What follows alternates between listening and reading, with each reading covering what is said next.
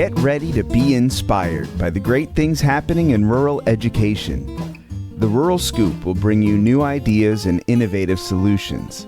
We'll dive into education issues and we'll highlight what's working in your rural communities.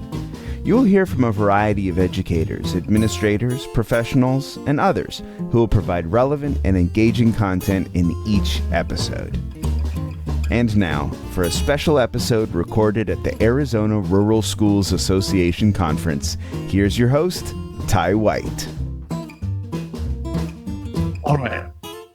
So to break the ice, the first thing I want to ask you, just to show you no trick questions, would you just introduce yourself? Tell everyone why you're here.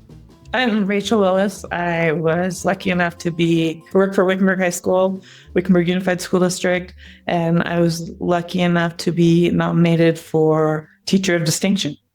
And so... Very cool. That's awesome. So this is probably your first time then? First time, yeah. Okay. What's been your favorite part about the conference so far?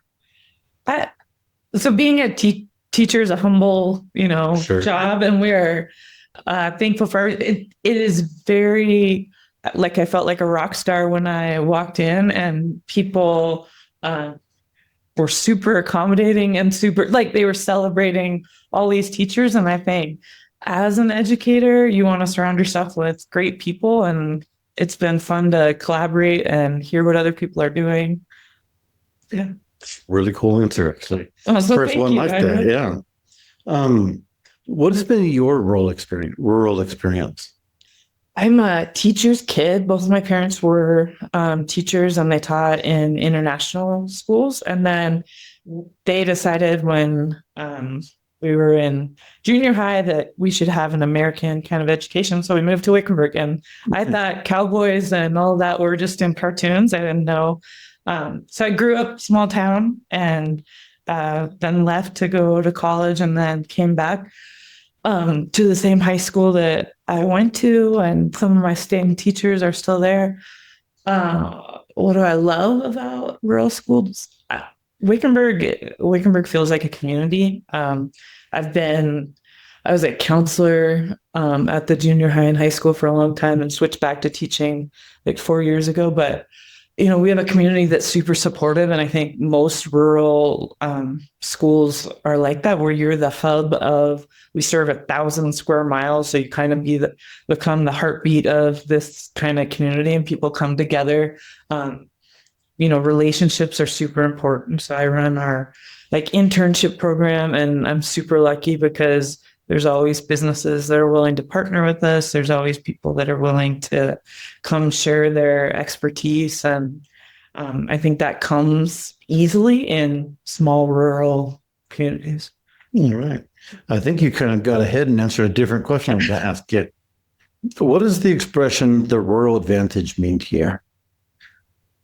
I feel lucky that I truly, I should say double-edged sword, but most days I feel super lucky that I can go to a grocery store or whatever, and I can see my kids. I know our families. I think education's easier when you have great partnerships and great communication. I think that's easier in rural schools. There definitely is an advantage. I feel really lucky, and it's a choice to be where I'm at. I could teach anywhere, and I choose to be there because I love what I do. I love our community, and I'm grateful to be there.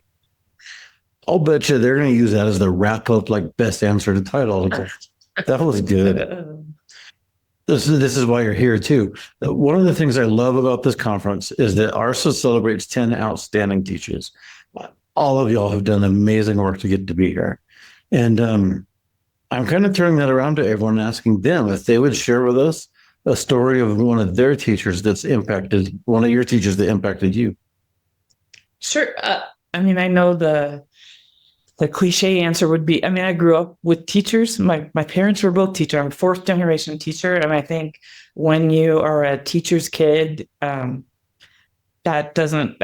teaching comes home with them, and I grew up seeing my parents teaching didn't stop at 3:30 when school got over, and they were, we showed up to help people in the community.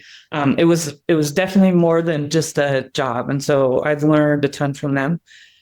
Personally, I can still remember being in third grade and having a teacher invite me to, we lived in Japan at the time, invite me to this Japanese festival. And it was, I don't know, just a cool, special, she didn't have kids, and it made like my best friend and I feel like super special. And she, kept in touch when I moved back to the States. And I think there's lots of amazing teachers. And when you said you guys, celebrate, 10 teachers of distinction, it feels like a celebration. I'm just really humbled and grateful for that. And I think you don't become good at teaching without surrounding yourself with great people. It's a team effort. And, I'm just here because I have good people around me. You know how to work this. Like, those are great answers. But, and then they'll take my talking out and the editing. But I know exactly what you mean, because my third grade teacher was Mrs. Jackson. Yes. I remember she took us on an overnight field trip to Tucson, and just what an experience it was. You remember it forever. Yeah. So one of the things, like you've already said here, is that you're being surrounded by great people, and everyone here is part of a network, but they also have the outside network that's not here. If there was someone you feel like, if there was someone, someone that should be here. Yeah. What would you say to them that would help convince them to come next year? I feel embarrassed to say this. I didn't know that ARSA was a thing. And I've been a teacher in a rural school for a really long time. And I believe in membership kind of stuff is important. I believe, join. I didn't know. So I will do a better job of. Well, and the question's not that. No, I just mean I think it is a resource and an asset. And I think part of it is just getting the word out. Our school, like most schools right now, the turnover is crazy. And so as someone that's been there a long time, I think it's my job to help people make those connections. This would be super powerful for so many of my peers. And, we'll be back next year as a team and not solo, for sure. All right. Yeah. That's it. Okay. Thank you. Thank you so much for listening to The Rural Scoop. Please be sure to rate, review, and subscribe, or even leave us a comment. And be sure to follow on Twitter at Dr. Sadorf. That's Dr_SADORF, so that you never miss a new release. You can also check out previous episodes of The Scoop wherever you get your podcasts. Production support for The Rural Scoop is provided by Chattanooga Podcast Studios. Find out more at ChattanoogaPodcastStudios.com. See you next time for more great discussions about rural education.